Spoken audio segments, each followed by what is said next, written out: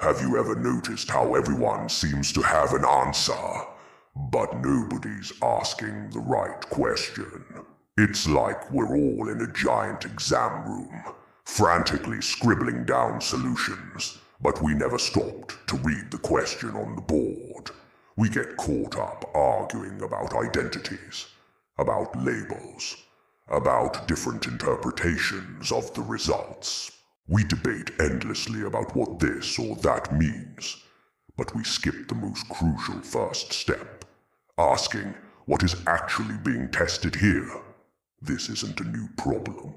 In fact, it's the oldest story. Right from the very beginning, a fundamental question was put on the table. Is God telling the truth about the nature of reality? That's it.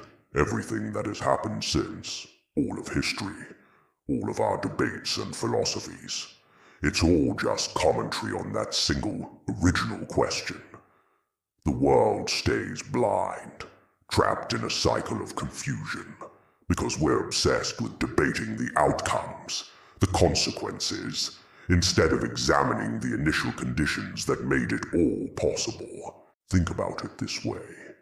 If you spend all your time arguing about what happens after you fall, you'll never stop to ask why falling was even an option in the first place.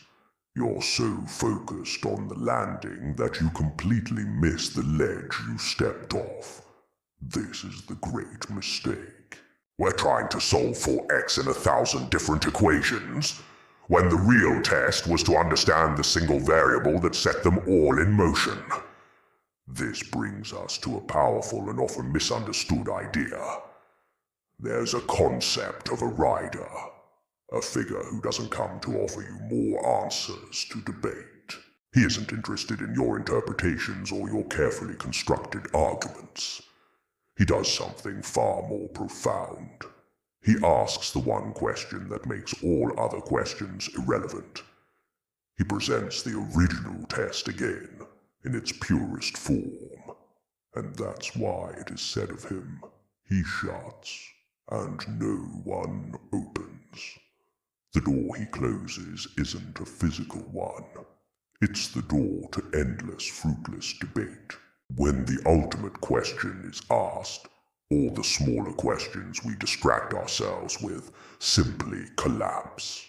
The exchange itself, the moment you are confronted with that foundational question, becomes the judgment. It's not about finding a new answer. It's about finally understanding the question that has been there all along. Thanks for watching. If this resonated with you, consider subscribing for more.